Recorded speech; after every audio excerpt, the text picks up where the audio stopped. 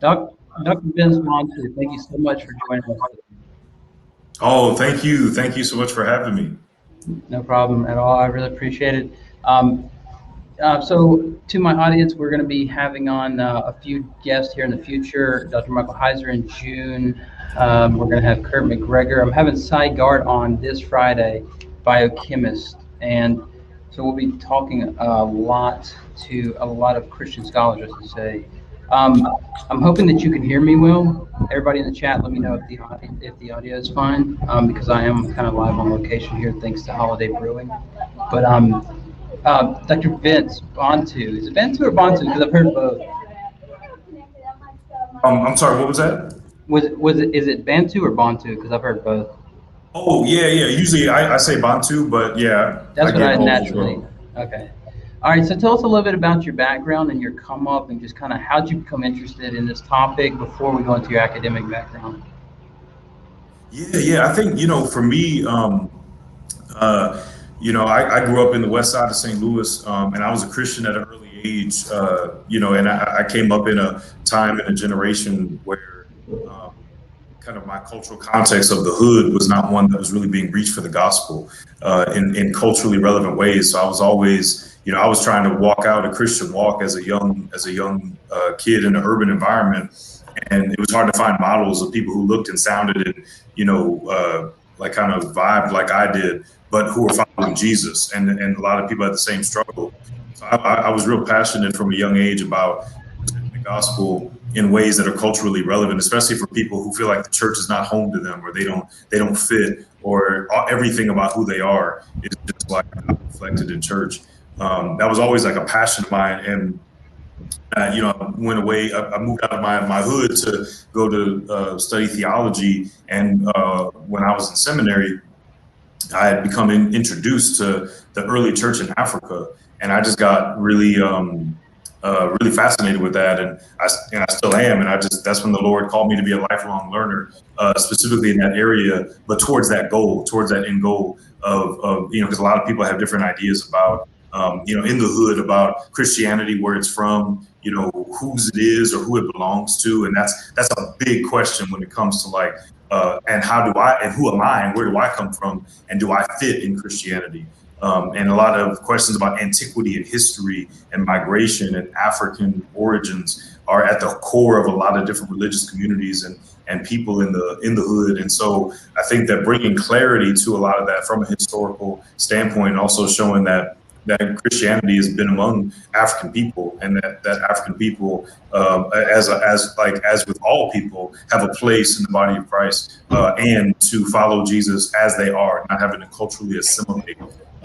That's really kind of my heart for of why I study early Christianity in Asia and as well as in Africa, just to illuminate the reality that Christianity didn't come from the West to the rest, but it came directly, and it's been a global religion. It didn't become global, but it's been global since day one. That's awesome. Thanks so much for that introduction. So it looks like, from what I've found, you have a BA in theology from Wheaton College, an MDiv from Gordon Conwell Theological Seminary. You have a master's in theology in church history from Princeton Theological Seminary. From Catholic University of America, you have an MA in Semitic and Egyptian languages. And from the same Catholic University of America, you have a PhD in Semitic Egyptian languages. That's quite a resume there. Just before we move on from that point, you're well educated. You're not, are you a Catholic? You're not, right? No, no. So actually, my favorite term I like to use to define myself religiously is a Nazrawi. Nazrawi is it's a Ge'ez or an Ethiopian word, and it means it's one of the ways that they refer to Christians. Ethiopia has been a Christian nation since the 300s, and it's one of the oldest sub-Saharan African nations, the only black nation globally to never have been colonized, and it's been a predominantly Christian nation since the 300s. And they in their language, one of the words for Christian or names for Christian is Nazrawi. Now, Ge'ez is a Semitic language. So it's related to like the word Nasara in Arabic or Nasraye in Syriac. and it comes from the word Nazarene. So that was one of the ways that was one of the earliest names for Christians, actually. And of course, I do identify as a Christian. I do identify as a follower of Jesus and as a believer. You know, I'm non-denominational. I don't have any particular denomination, but I like to call myself a Nazrawi, just to as a call, as kind of a call out to my African ancestry, and also the kind of one of the oldest sub-Saharan African ways of referring to followers of Jesus. Yeah, that's great. I know. Also, I've heard you use instead of the gospel, use an Ethiopian term for the gospel. Is that right? That's right. Yeah, the Bisrat. You know, I mean, it's one thing. You know, when you mentioned like school, and it's funny because when I first came into school, and anybody that's ever studied theology know this. Like, you know, I just got hit with all these foreign sounding terms, and I mean, I'd been saved since I was like 7 years old. But when I went to Wheaton, went to Gordon Conwell, started studying theology, I started getting hit with all these Greek and French and German terms, you know, like soteriology and hermeneutics and all these theological terms that were foreign to me, even though I was a believer. And so, yeah, so kind of like when I went off and got the PhD in African Christian theology, I was like, you know what, like it'd be kind of cool as a way of expressing and decolonizing our faith and decentering it from its Western expression.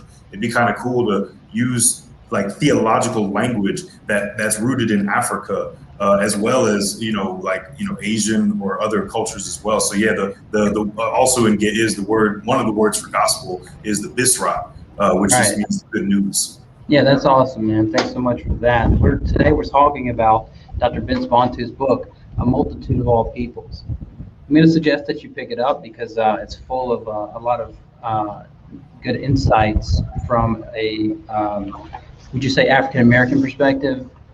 Like, because obviously the Hebrew Israelites are going to say, "Man, you're not African American, right?"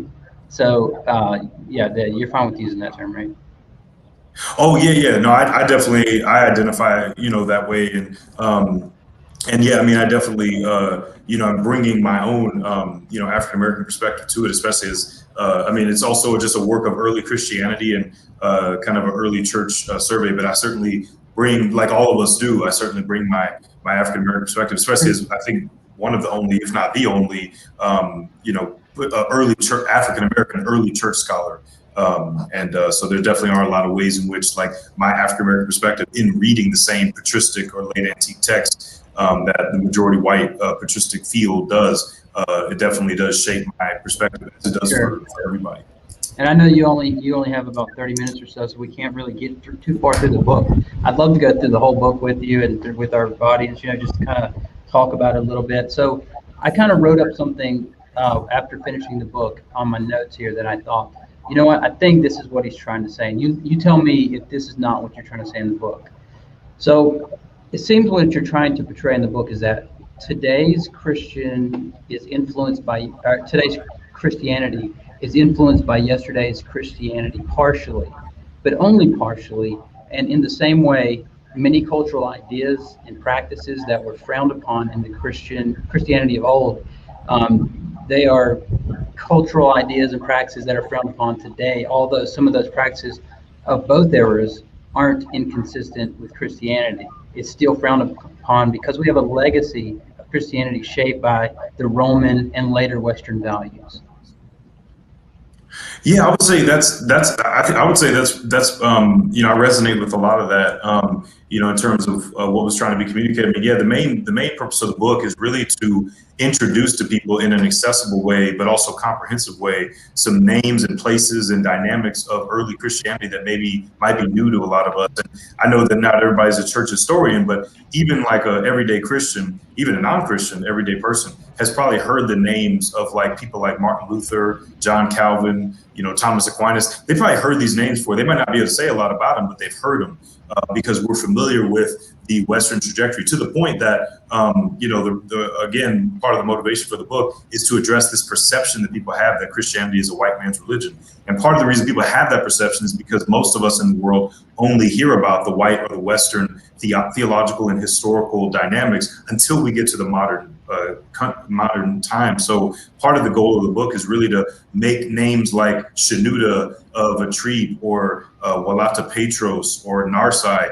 just as household names as the Western names that most people know. Because on the flip side, while even an everyday Joe or layperson knows those Western church history names, even church historians with PhDs have never even heard of people like Narsai or Shenouda or Walata Petros because they're non-Western, but they wrote just as much and they were just as influential in other parts of the world. But as you kind of related to what you were saying, most of us have only been touched by the Western development of Christian history. And so there's a lot of good in that. There's a lot of bad, but there's a lot of good and bad in every church history. But at the same time, there's been an overexposure. So really at the heart of what I'm trying to do in the book is really about what Paul was saying in 1 Corinthians 12, where, he's talking about in verses 21 through 26, about how some parts of all the parts of the body are necessary, but some parts of the body have gotten more attention than others. And so therefore in the body of Christ, it's important to give greater honor to the parts of the body that have lacked it. And that's really what the book is trying to do, is to add to and round out our perspective of Christianity, and to reach back and connect with aspects of early Christian history in Africa and the Middle East and Asia that were on their way spreading throughout the rest of the continent and probably would have reached to other parts of the world if they had not been marginalized and inhibited. And so now we're trying to reach back and draw those connections. Right. That's really the heart. And so two points that you made in the first chapter that really resonated with me was that you talk about certain cultural practices that are kind of frowned upon in modern day Christianity without being incompatible. So, for example, you mentioned sweat lodges with Native Americans, and my cousins that are all Native Americans, they hold cards and go to the reservation, Catawba, and we've done sweat lodges on the side of Grandfather Mountain, and so I've never seen anything wrong with that. I don't understand why somebody would have a problem with that. It doesn't seem to me to follow that from Christianity you can't have a practice like that. And then the second example that you gave is hip hop, right? Like I grew up in hip hop, and I'm not talking about rap, but like KRS-One, MC Supernatural, Tribe Called Quest, all of these kind of guys, right? Where it's more about knowledge, common roots, that kind of thing. So there can be some, obviously you would agree, there are going to be some things that are problematic in the cultures. There are a lot of things that are still compatible that just shouldn't be frowned upon in the way that they have been, but you think that that's probably because of the Western influence, right? Yeah, most definitely. I think that's part of the problem when you have Christianity associated with any one particular culture, is that what can happen is that there can be a syncretism in that culture where the demands of the culture and the values of the culture, even if they're against the scriptures, become more of a driving force than the actual scriptures. And we saw that starting in kind of the Romanization of Christianity and in crusades and the transatlantic slave trade, and we still see it now today with American religious nationalism, where you wonder if sometimes people who claim to be Christians what their biggest allegiance is it to the cross or the American flag? And so there's been that trajectory, but then on the flip side of that, people who don't fit that dominant culture will feel a heightened degree of alienation from Christianity. And like you mentioned, that's actually my cultural context as well, and how I got passionate about this is growing up in the hood and the hip hop culture and generation, and feeling like there's just something wrong with that completely. There's no place for that culture, that identity in the church.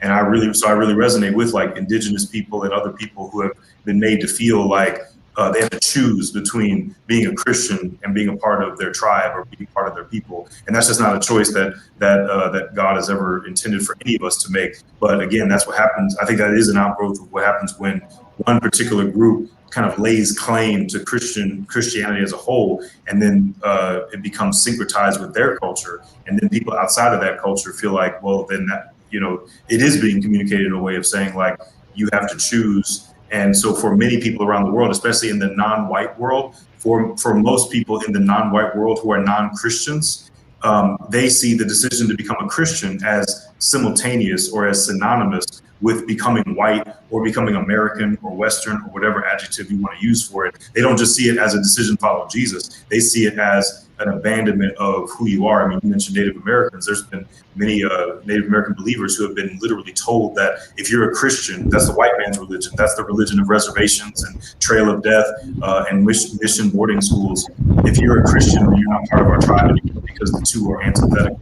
And again, that's part of the hope of the book, is that by revealing the global nature of the church, we can understand that actually that God does not call us to. There's a degree to which God calls all of us as believers to come away from our culture and to reject our culture where it's fallen. But at the same time, there's also a place for all of our cultures. There's no culture that's completely sinful, where there's nothing good, nothing redeemable, no ways in which the Creator has not already imprinted His image and has already been working and speaking among people even before they hear the gospel and are made to completion through grace, by grace through faith in Jesus Christ.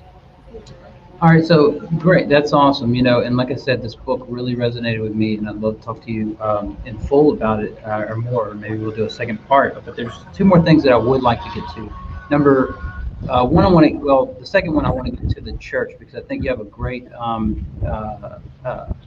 think you did a great historical breakdown of the church and how your view kind of flows from the way that the power structure comes from the church. But before that, to preempt what I think when I'm reading through this, right, and I'm thinking about people who I know that are more on the conservative side as far as psychologically and mentally, I want to talk to you about like some of the language being used, right? So just really, let's take one term that's used, and then we'll move on to the early church, like person of color, right? Do you think that that could potentially be a hindrance, seeing as it's defined as non-white, or anyone that qualifies as non-white? It almost seems like with the Apostle Paul and people like that, they rule out some of this exclusive language with, um, uh, like against the Judaizers and calling people unclean and this kind of thing. And it just seems like, when did white people stop becoming color? And then also, racists used to use the term colored people instead of person of color. And I just wonder, for the people who's going to read this, who aren't going to see like your ultimate intention when they first start reading it, you want to say a little bit about, like, are you using, like, for example, that phrase for to reach this audience of more progressive, or are you using it because you think that it's actually a analytically accurate term? Like, what you see what I'm saying? Like, what do you say to those people? Yeah. I would say that with the book, the primary audience would probably not necessarily be the kind of the conservative, like white American Christian, but it would probably more so be a more progressive, kind of community, and minorities or people of color, especially those that have been wrestling with the false narrative that Christianity is a Western or a white religion, and it's antithetical to their identity. It's really meant to minister to those people, whether it be kind of popular crowds, as well as in the academic community, college students, seminary students, and even other scholars, who also see it that way. And then I think that I do hope that the book is a ministry to kind of the more like a white conservative evangelical community. But to be honest, it's not primarily written with them in mind. But it's really. Yeah, I think there's other good texts that kind of get more into, I think about the writings of people like Drew Hart, Christina Cleveland, Jamar Tisby. Like, there's a lot of great scholarship out there that's written kind of directly to white evangelical conservatives that around like language of, whether it's whatever people are hung up on now, like critical race theory, intersectionality, or white language like white supremacy, people of color. That I see that as more of kind of the entry point for white American conservative evangelicals who are truly, genuinely seeking to understand kind of the dynamics and the dilemmas that people of color deal with. But yeah, this book is more written kind of directly with people of color. And before we move to the early church real quick, I just want to say that, like, I really resonate with your point that, like, sometimes you might even have a good rebuttal for something that's being said, by somebody that's marginalized. But it's like sometimes you need to do what Christ did and just kind of listen. And like even when he knew what was going to happen with like Lazarus, right? He still wept with his mother and you know that kind of thing. So I definitely feel your point on that because it almost seems like you could like with some of the people they'll see like something that happened in Baltimore and just be like, well, like the council, city council is majority black and the president's majority black, the attorney general's majority, and they'll just list everybody in the whole community and be like, what do you want us to do, right? And then it's like, what you're doing is you're not listening because this is only one example, right? Even if this example was blown over by something, this doesn't make up for the others. But one of our people in the audience, he just said Saint Athanasius was black. One of the first stories about baptizing a Gentile is Philip baptizing the Ethiopian, and so on. And so I think you had a really great take on the history of the church moving forward. Why don't we start with Constantine really quick and talk about maybe kind of how was he is portrayed in Eusebius as being like this ultra Christian that kind of helped the church when it just seemed like more that he kind of like with modern day you might say he funded the church kind of and kind of promoted. But tell us how that really helped in moving um, the church in the Roman direction, and then secondly, could you get into like some of the later times, maybe like the 5th century, I believe it was, where some of the Roman churches would kind of replace a bishop in North Africa or something like that with the Roman bishops and that kind of thing. Just break it down for us before we wrap it up. Yeah, definitely. Well, in the first, even as I mentioned, the kind of the core of the book is the middle kind of chapters where it's meant to introduce some of the kind of under like lesser known African and Asian theologians. But in the first part of the book, it really speaks to what you're asking about it. Before I talk about kind of the other side of church history that isn't as well known. In the first chapter, I try to do a quick survey of basically answering from a historical perspective how we got to this point where people see Christianity as a white man's religion. We know that Christianity is not a white man's religion, it's not any particular person's religion, it's for all people, but yet the perception of it being a white or Western religion is very much still alive. And so in the first chapter, what I do is try to speak to how that got to be. And because in the first few centuries of the church, in the same way, Christianity was not associated with any particular people group. It was in the Persian Empire, it was in the Roman Empire, it had traveled to India, Arabia, Armenia. In fact, the Roman Empire was probably one of the most hostile areas for Christianity. In other places, parts of the world, Christians were actually living a lot more peacefully, and they all had an identity of being a Christian, but still being rooted in their cultural context. And so Christianity was not associated with any particular culture. But in the 4th century, when, as you mentioned, when Eusebius presents Constantine as this kind of Christian emperor who is, kind of like God's servant, there begins to become a process where, and we see it in Eusebius and then other Roman historians and theologians like, Sozomen, Rufinus, other folks who begin to see the Roman Empire as kind of God's nation and the Roman emperor as God's agent in the world.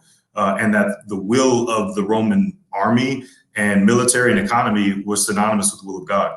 And that made things really difficult for Christians in other places. Especially during the time of Constantine, that it was actually his alleged conversion. And I say alleged because it's very much a controversial question of what exactly was the nature of his actual faith, or was it just Eusebius trying to prop him up? And it's very similar to the way in which, again, the white American evangelical church has, in the last 5 years, gotten behind Donald Trump, despite the fact that he stands for and lives in ways that are extremely immoral and against Christian values. But that began a process, whether it's, Charlemagne, the Crusades, the transatlantic slave trade. What started in Constantine was the Western, or at first the Roman church, foregoing biblical values in order to back itself behind a powerful empire and that's what I talked about earlier, the syncretism, allowing the values of a particular culture or empire to supersede that of Scripture. But that also made things very difficult for Christians outside of that context, because, for example, in the Persian Empire,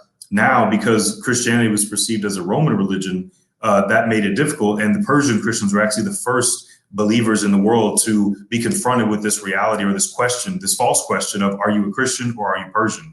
And many of the Persian Christians were saying, no, I'm a Christian. We've been Christians. There was Christians in Persia from day one. We see it in Acts. But Rome was Persia's enemy. And so now if Rome was going to be seen as a Christian empire, then Persia felt like it needed to double down on its national religion, which was Zoroastrianism, and force conversions. And many Christians in Persia, many Persian Christians went to their death, even though they were loyal Persians. And going forward from there, you had, as you asked about or mentioned, you also had now that Christianity was starting to be perceived of as synonymous with the Roman Empire, the theology and church structures were starting to mirror and mimic the Roman Empire and Hellenistic language and culture and Roman governmental systems. But the church was still in every part of the world. But in the year 451, there was a church council, a Roman council, that was very influential for this conversation. It's one of the reasons we don't hear about a lot of these churches in Persia or in Ethiopia or India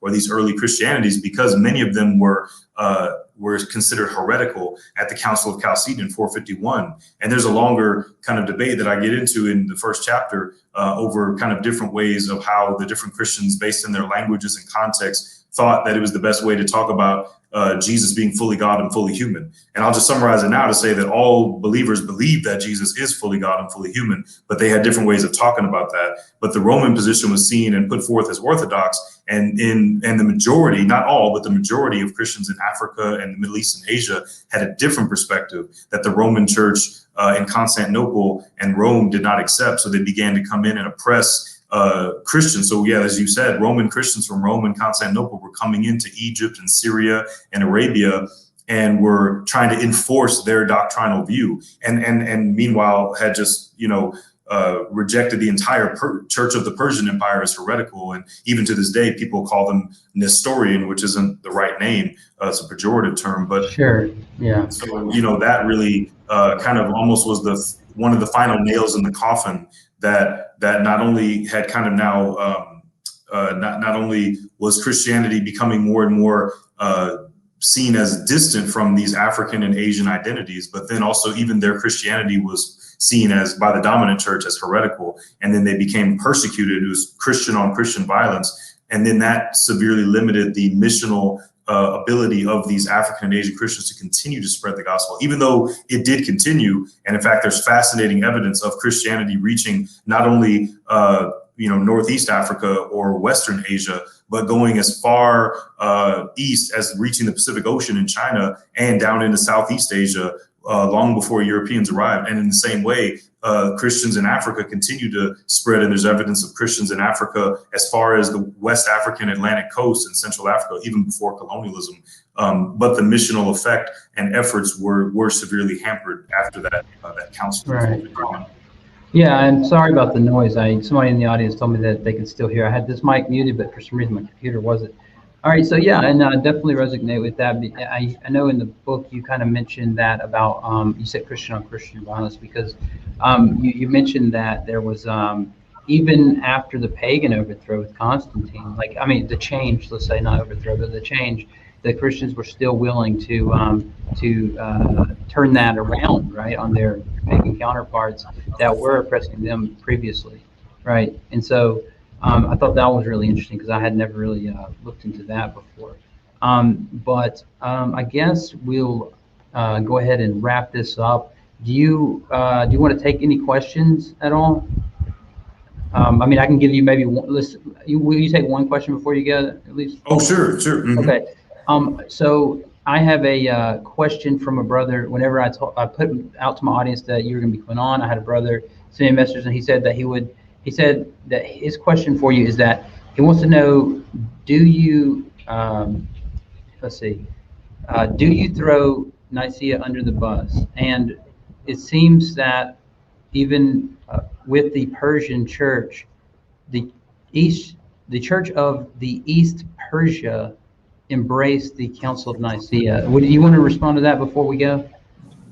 Oh, sure. I would say my response to the Nicene Creed is similar to that of the Persians. You're right. The Persian church did embrace, but also adapt the Nicene Creed to their East Syriac language and context. And then at later Persian church councils, there were kind of declarations. The Synod of Beit Lapat, there was a declaration that the Persian church really needed to be distinct from the Roman church, and this was also after the Roman church had predominantly seen them as heretical. And so the Persian church didn't denounce the Western church or the Nicene Creed. They still embraced it, although they embraced it and adapted it to their own language. But they also did declare their own autonomy. And also, it's important to remember that they embraced it almost a century after the Council of Nicaea. The Council of Nicaea was in 325. The Persian Church of the East didn't embrace it until the Synod of Isaac in 410, almost a century later. So I think that really shows the autonomy of the Persian Church, that the Persian Church was doing its own thing. In fact, they had their own councils even before the Council of Nicaea. We often refer to the Council of Nicaea as the first church council, and that's a very Western-centric way of seeing things because it's the first Roman church council, but the Persian Church had councils even before that. But again, what the Council of Nicaea was arguing for, which was the fact that Jesus is God and he's not created, I affirm. But I don't feel beholden to it. And kind of like the Persian church affirmed that truth, but also they didn't feel beholden to it. And also that was kind of a Roman problem. I mean, there was really in the Persian church, that wasn't a question that Persian Christians were dealing with. Most Persian Christians were comfortable with the reality that Jesus was God and that there's never a time where he didn't exist. But it was only in the Roman context where someone named Arius questioned that in the 300s. And so the Roman church had to come up with a solution in the Nicene Creed to its own problem. But again, other Christians in India or Persia or Ethiopia didn't deal with that. So I would liken that to, for example, part of like kind of a modern contemporary American evangelical way of talking or doing theology is like this language of having a personal relationship with Jesus, right? That's a very like modern American theological approach. And I don't deny that. I don't deny the value of talking and thinking about my walk with Jesus as an individual thing. I do think there's problems with hyper individualism, and I think there's a lack in American Christianity of understanding the corporate and communal aspects of sin and repentance and covenant with God. But I don't have a problem with the language of personal relationship with God, but I also don't feel beholden to it. I don't feel beholden to the Nicene Creed is not scripture. And there's a lot of political aspects and ways in which Constantine was involved in it. So again, the truth that it was seeking to affirm that Jesus is God, I absolutely and unequivocally affirm and agree with, as did the Persian church. You're right. You said that to use the language of Nicaea. Right. You said that like a lot of those churches that weren't in Rome, they didn't have they didn't feel that the Council of Nicaea that they needed to have that because they all believed it, right? Mm-hmm. And so with that, people to understand and get the rest of the story, you'll need to pick up Dr. Bantu's book. Thanks so much for being with us today. I really appreciate it. I hope that you get to come back on and we get to ask you more questions because we really appreciate your insights. Oh, I'd love to. Thank you. Thanks so much. See you guys.